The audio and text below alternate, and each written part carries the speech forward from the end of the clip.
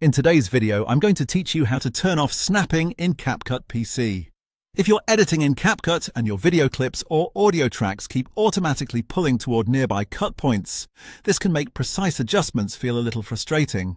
Snapping is useful when you want things to line up quickly, but when you need finer control, turning it off can make editing much smoother. To begin, let's locate the timeline control shortcuts. Look down at your editing workspace and focus on the area just above your main video track lanes. You should see a thin horizontal menu bar running across the timeline section. This toolbar contains several quick controls that affect how your timeline behaves while you edit, so it's a good place to get familiar with if you want to work faster in CapCut. Once you've found that toolbar, move your pointer toward the right-hand side of it. You're looking for the timeline snapping icon. It usually appears as a vertical line with small arrows or little bars extending from the sides. This is the switch that controls whether clips and tracks snap into alignment automatically. Click that icon once to turn snapping off. When the feature is active, the icon is typically highlighted in blue, so after you click it, it should no longer be glowing blue. That visual change is your confirmation that snapping has been disabled. With snapping turned off, you can now drag your video clips and audio tracks more freely along the timeline.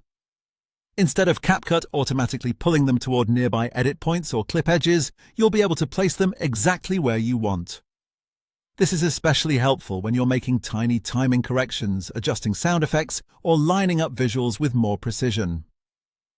If you want an even faster way to control this setting while editing, there's also a keyboard shortcut. Simply press the N key on your keyboard.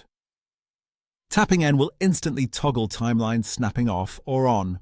That means if you're in the middle of a detailed edit and need a quick micro adjustment, you can disable snapping in a second, move your clip freely, and then press N again to turn snapping back on when you're done. That shortcut can save a lot of time, especially if you switch between rough editing and fine-tuning throughout your project. It keeps your workflow smooth without forcing you to keep returning to the toolbar every time. And that's it! You now know how to turn off snapping in CapCut PC using both the timeline toolbar and the keyboard shortcut.